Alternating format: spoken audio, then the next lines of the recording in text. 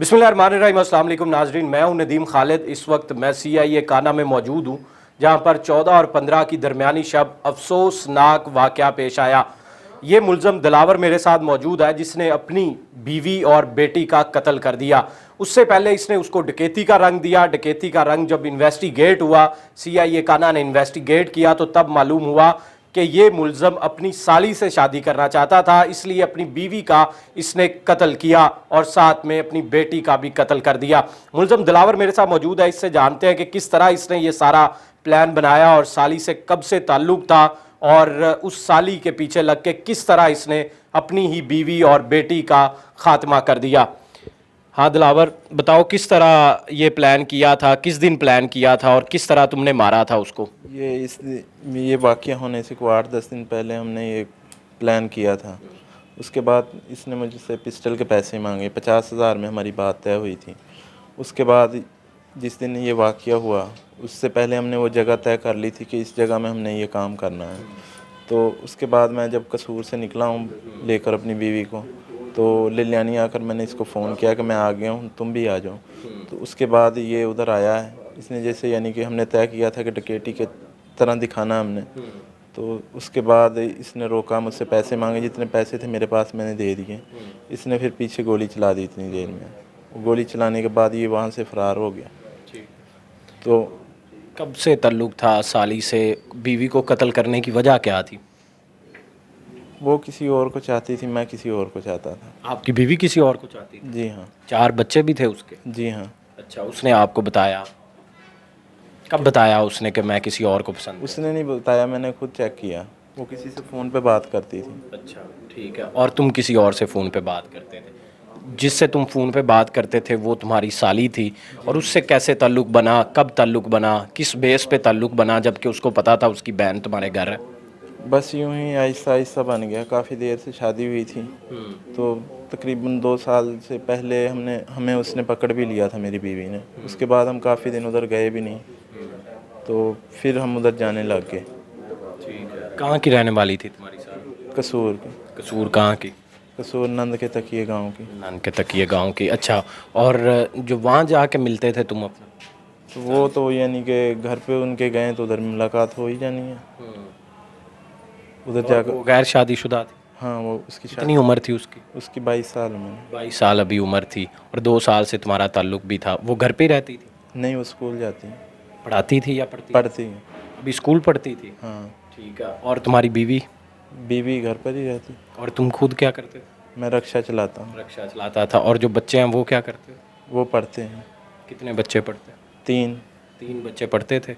और जो बेटी तुमने मारी वो भी पढ़ती थी? वो भी पढ़ती थी। अच्छा, तो ये शूटर को तुमने कहाँ से हायर किया? क्या बात हुई इससे? ये इससे मेरी बात हुई थी 50,000 रुपये में। उसको मैंने बताया कि ऐसे ऐसे मारना है, तो इससे मेरी 50,000 में बात तय हो गई। उसके बाद इसने तो जो साली है उसको आपने बताया था कि मैं अपनी बीवी को इस तरह मारने लगा हूँ? नहीं, उसको नहीं पता इस बात। क्यों? उसके लिए तुम मार रहे थे, उसको बताया ही नहीं? नहीं, अच्छा, उसे नहीं पता इस तुम बात। दोनों का प्लान क्या था? हम दोनों का तुम्हारा और तुम्हारी साली का शादी करने का था? वो रजामंद थी तुम्हारे साथ? नहीं, उससे मेरी अभी शादी के बारे में बात नहीं हुई। शादी की अभी बात नहीं, उससे पहले ही प्लान कर लिया मारने का जी हाँ। कि डकैती में मारी जाएगी, बाद में कहूँगा कि अब शादी उसकी कर दो मेरे साथ? जी हाँ। उसके कितने भाई हैं? उसके 2 भाई हैं। 2 भाई थे। और तुम्हें लगता था कि वो शादी तुम्हारे साथ कर लेगी? हाँ। ये हमारे साथ जो है मुलज़म, ये दूसरा मुलज़म जो है ये भी मौजूद है। ये वो शूटर है जिसको इसने 50,000 रुपये दिए और उससे मर्डर करवा लिया। क्या नाम है तुम्हारा? नुमान। नुमान, कितने मर्डर इससे पहले किए? नहीं, कोई भी नहीं किया, ये पहला। पिस्टल कहाँ से लिया? ये पिस्टल एक दोस्त से ख़रीदा था 15,000 रुपये। और क्यों मर्डर कर दिया? 50,000 रुपये के एवज़ तुमने मर्डर कर दिया? पैसों के लिए नहीं किया था, वैसे सिर्फ इसकी, ये चाचू है मेरा, इस वजह से इसने कहा था कि मैं तुम्हें पैसे भी दे दूंगा, तुझे ये काम करना। इस वजह से मैंने काम किया। तो तुम्हें कोई और भी पैसे देगा तो तुम कर दोगे? कभी नहीं करूँगा। तो तुमने क्या प्लान क्या बना था इसके साथ? इसने पहले दिन मुझसे तकरीबन इस वारदात से कोई 2-4-5 दिन पहले इसने मुझसे कहा था कि मैं एक दिन इनके स्टाफ से रोटी लेकर आ रहा था, तो ये बोला, रक्शे में बैठा था, कहने लगा यार एक काम करना। मैंने कहा क्या काम है? तो बोला कि ऐसे ऐसे ना तूने किसी को यानी कि मार कर निकलना वहाँ से। नु कह रहा था कोई बंदा तुम्हें देखने वाला वहाँ नहीं होगा। मैंने कहा नहीं, मैं ऐसा नहीं करूँगा। इसने फिर बाद में यानी कि काफ़ी देर तक मुझसे बहस बूझ करके फिर आखिर मैंने भी, चाचू था, मैंने कहा था ठीक है, और मैंने हाँ भर ली। बाद में इसने मुझसे कहा कि ऐसे करना कि तेरी दुकान में सामान मैं तुझे डलवा दूँगा, मुझे पैसे मिल जाएंगे बाद में, तो मैं तुझे सामान डलवा दूँगा। मैंने इससे जैसे कहता रहा ठीक है। जिस दिन वो पिस्टल लिया है तो उस दिन इस यानी कि जिस दिन ये हादसा होना उससे 2 दिन पहले इसने कहा था कि आज ये काम करना है। तो मैंने कहा ठीक है। मैंने कहा मेरे पास पिस्टल नहीं है। इसने कहा ये लो मैं पैसे देता हूँ तो अभी मंगवाओ। इसने पैसे दिए, वो मंगवा लिया पिस्टल। लेकिन उस दिन मैं नहीं गया था मारने के लिए, उस दिन मैं घर आ गया था वापसी। तो अगले दिन यानी कि फिर ये घर आया तो कहने लगा हाँ तूने काम क्यों नहीं किया मेरा, जब तूने पैसे भी ले लिए तो तूने काम क्यों नहीं किया, जब पिस्टल के भी पैसे ले दिए, सारा कुछ दे दिया, वो पिस्टल के पैसे तू वापस दे, नहीं तो मैं यानी कि उससे कह दूंगा कि जिसके हैं उसी को देने। बाद में इसने ऐसे कहा तो फिर मैंने मजबूरी में आकर वो कदम उठाया। क्या फिर उस दिन जिस दिन ये करना था मर्डर, उसके 2 दिन बाद क्या किया तुमने? वो ना मैंने अपना पिस्टल जो सा था अपने दोस्त ज़ीशान को दे दिया था। इसने वो अपने दोस्त फ्रेंड को पकड़ा दिया और मैंने कहा मैं अपने घर नहीं रखूँगा, जिस दिन मुझे ज़रूरत होगी मैं ले लूँगा। तो इसने यानी कि ज़ीशान ने जिस दिन मुझे ज़रूरत पड़ी इसने कहा था कि आज ये काम करना है। तो जिस दिन ज़रूरत पड़ी मैंने ज़ीशान से कह के वो मंगवाया। ज़ीशान ने भी आगे अपने दोस्त से यानी कि फ़ोन किया कि यार नुमान का पिस्टल वो ला के दे दो, उसने शादी में जाना था तो वो यानी कि पिस्टल चाहिए। उसने भी आगे से मंगवाया था और उसने आगे से लाकर मुझे दिया, मैंने यानी कि ये काम कर दिया। फिर इन्होंने आपको कॉल की? जी हाँ, इसने ज़ीशान के नंबर पर ही मुझे कॉल की थी। फिर और फिर प्लान क्या था, किस तरह मारना है? इसने कहा था कि मैं जब लिलियानी था यानी लिलियानी के पास आ जाऊंगा तो आगे से मैं तुझे फ़ोन कर दूंगा, इतनी देर में तू भी इधर आ जाएगा और मैं भी आ जाऊंगा। यानी कि साइकिल पे थे? जी अकेले? अकेला ही था।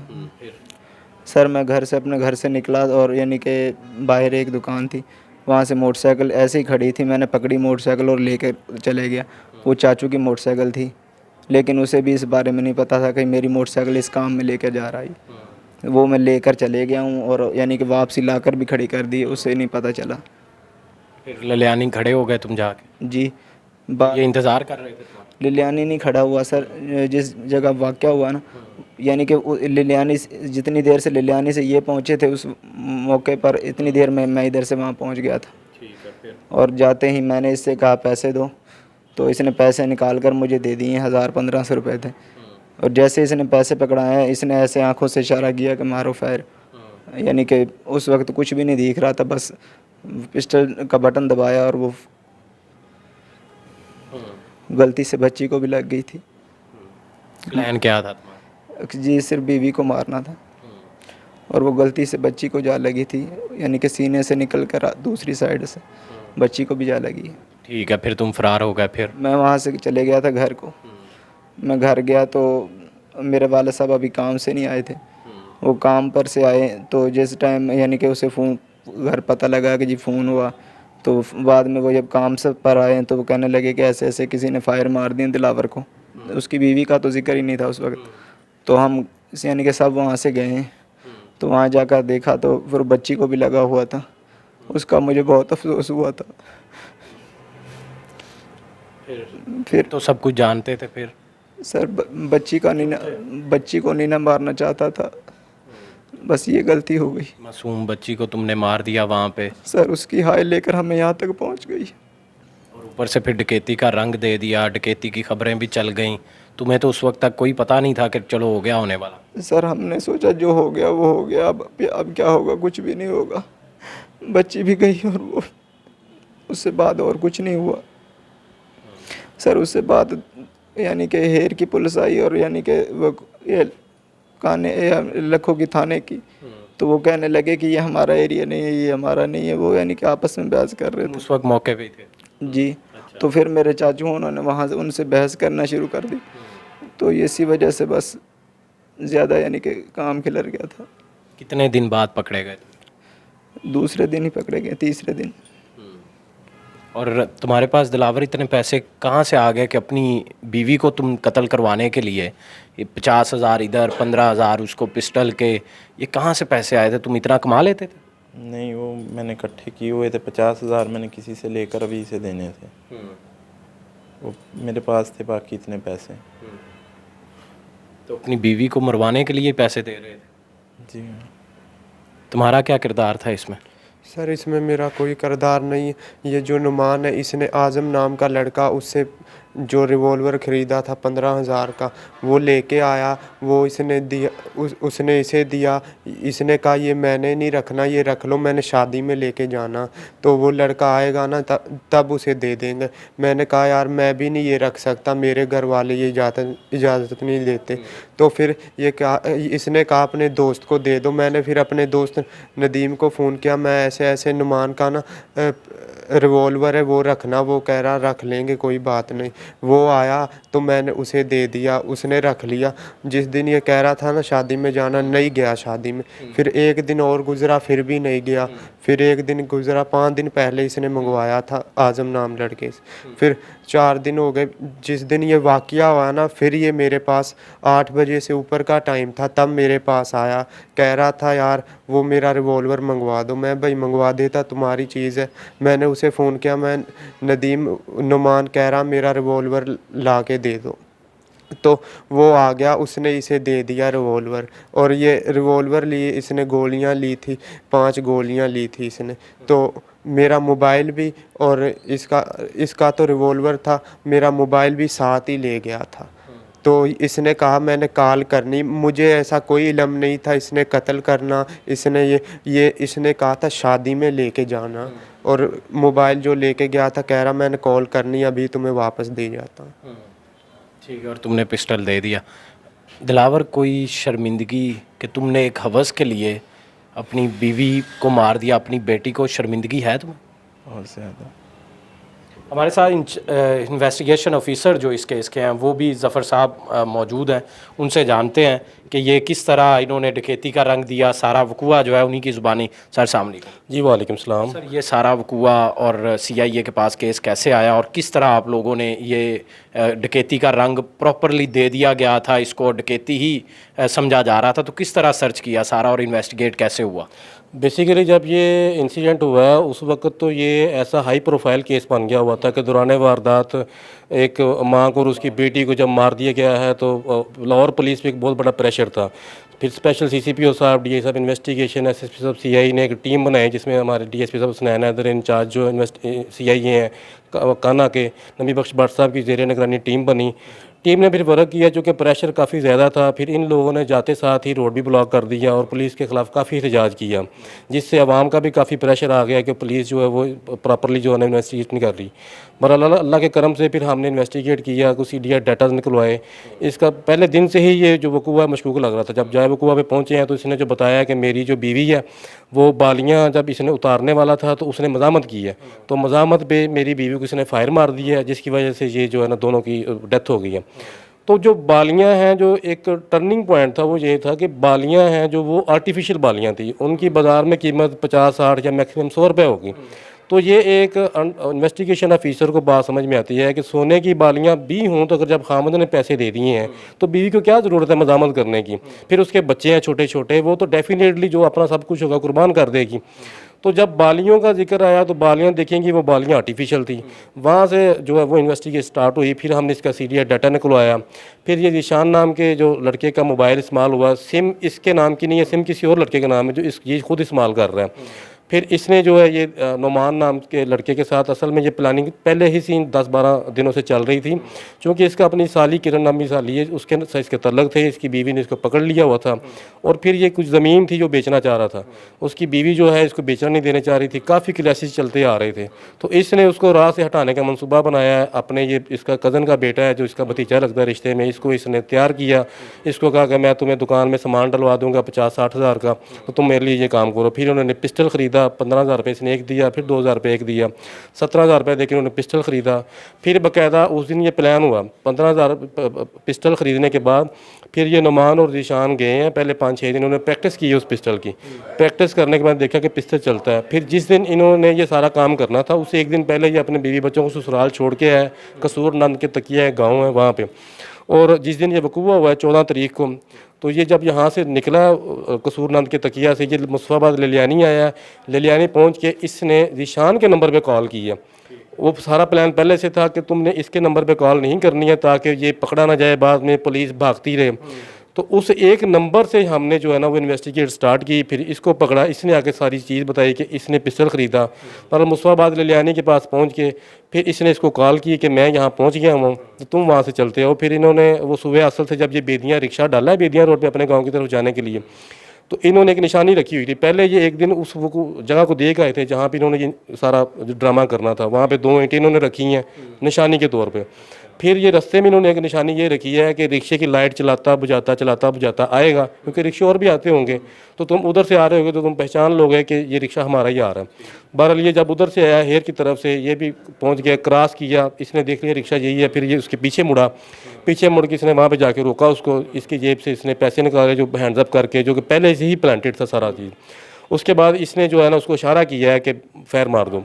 इसने फायर मार दी है। वो बच्ची जो छोटी है मासूम सहम, पहले ही सारे बच्चे सहम के हुए थे, वो माँ के पीछे छुपी है।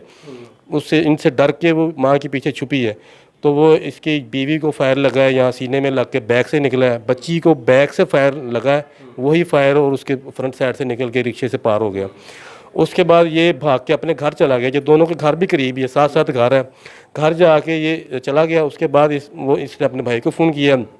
भाई को फ़ोन करने के बाद ये फिर उनके साथ दोबारा आया है जाए वकूआ पे। सारा इसने खुद देखा है, सारी डेड बॉडीज़ जब ट्रांसफ़र हुई हैं सारा कुछ देखा है इसने। फिर जब ये फायर मार के भागा है, इसने भागते हुए रात को 10-10:30 के बजे का टाइम था, अंधेरे में वो साथ रुई नाला बहुत बड़ा जाता है रोड के साथ साथ, इसने चलते हुए जो है ना वो पिस्टल फेंक दिया। असल पुलिस के लिए जो ज़्यादा मैं समझता हूँ या चैलेंज था कि वो आला कत्ल बरामद किस तरह करना है, क्योंकि अगर आप वहाँ पे जाके देखें वो दो आदमियों जितनी वहाँ पे जो है ना वो एक दब है, वो पौधे निकले हुए हैं, वहाँ से पिस्टल तलाश करना बहुत मुश्किल काम था। बहरहाल हमने फिर बड़ी अनथक मेहनत की, टीम पूरी लगाई, अल्हम्दुलिल्लाह हमने वो आला कत्ल भी बरामद कर लिया है। इसने जो दौरान वारदात अपनी मोटरसाइकिल जो इस्तेमाल की है वो भी बरामद कर ली है, और बाकी जो सारे लवाजमत इंशाल्लाह वो भी पूरे कर लिए हैं इसने। ये एहतजाज जो पुलिस के खिलाफ हुआ था उसमें ये मुलजमान भी शामिल थे? जी, ये सब पेश थे, और बाकायदा ये टायरों को आग लगाने के लिए ईवन दिन इनका मुतालबा था कि पुलिस के जो आला अफसरान है वो पर आएँ। हमारे जो DI साहब ऑपरेशन है उनको फिर आना पड़ा मौके पे, फिर इनको सेटिस्फाई करना पड़ा। बहरहाल इसने जो ड्रामा किया तो उसको इसने पूरा अरूज तक पहुँचाने में पूरा किरदार अदा किया है।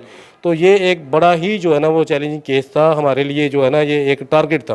तो अल्हम्दुलिल्लाह CCPO साहब की कमान में, फिर आला अफसरान की कमान में हमने जो ना दिन रात मेहनत की है, और विदिन 48 और हमने इनको जो है ना वो अरेस्ट कर ली। बिल्कुल। तो जब एहतजाज कर रहे थे इसका मतलब है तुम्हें शर्मिंदगी तो कोई नहीं थी? सर मैं उस टाइम वहाँ नहीं था। एहतजाज में नहीं थे? नहीं सर, मैं अपने घर चला गया था। तुम एहतजाज में थे? जी हाँ। तो एहतजाज यानी कि तुम्हें शर्मिंदगी कोई नहीं थी, तुम प्रॉपरली वहाँ पे एहतजाज में? तो मैंने कुछ नहीं किया, वो घर वालों ने किया जो भी किया, क्योंकि इसमें बीच में बेटी का कोई मसला नहीं था। मैंने किसी की बेटी को मारा, साथ अपनी भी मार दी। अब इनका ये थोड़ा सा मुलाहजा करें, ये मुआशरे के लिए एक अलमिया है, ये आइंदा के लिए जो है ना, जब ये इंसिडेंट पता चलता है मुआशरे में तो एक जो ज़िंदा दिल इंसान है वो उसको अंदर से दहल जाता है कि ये किस तरह जो है ना वो चीज़ें चल रही हैं। तो मुआशरती तौर पे इन चीज़ों को देखने की ज़रूरत है, और ख़ुसूसी तौर पे जब ये वालिदैन हैं जो दूसरे हैं ससुराल वगैरह, वो इन चीज़ों पे नज़र रखें। ऐसे दरिंदा सिफ्त इंसान है, एक मासूम 2 मासूम बच्चों के जाने ले लिए इन्होंने, इंसानी जाने ले लिए हैं, ऊपर से इनकी दीदा दलेरी देखें। अल्हम्दुलिल्लाह का शुक्र है लाहौर पुलिस ने तक मेहनत की और ये केस जो जल्द अज जल्द मुंतकी अंजाम तक पहुँच गया है। अदरवाइज़ इन्होंने पूरा प्लान किया हुआ था कि किस तरह हमने ये चीज़ जेन्युइनली इन्होंने जो रंग दिया वो डकैती का ही था, कि इस तरह एक बंदा आया, उसने फायर मारा है और फायर भी मारा है, फिर चले गए हैं। तो उन तक पहुंचना जो ना बड़ा मुश्किल काम था। फिर जब हाई टारगेटेड है और फिर ऊपर से जब पुलिस पे ये प्रेशर डाल रहे हैं, फिर एक जो खुद मुद्दई बन गया है अपने ही जो है ना वो मुकदमे का, जो कि खुद ही कातिल है, उसको पकड़ना फिर निकालना ये बहुत मुश्किल काम था, पर अल्लाह का शुक्र है कि हम इसमें। नाजरीन, आपने देखा कि किस तरह ये दरिंदा सिफ्त शख्स जो है दिलावर, और इसके साथ इसका ये भतीजा, इन्होंने पहले डकैती का रंग दिया, अपनी बीवी को मारा, अपनी बेटी को मारा और मारने के बाद एहतजाज करने भी निकल आए, मुद्दई मुकदमा भी खुद बन गए, और ताकि प्रॉपरली केस जो है वो डकैती का ही रहे और पुलिस पर प्रेशराइज भी प्रॉपरली पुलिस को करते रहे।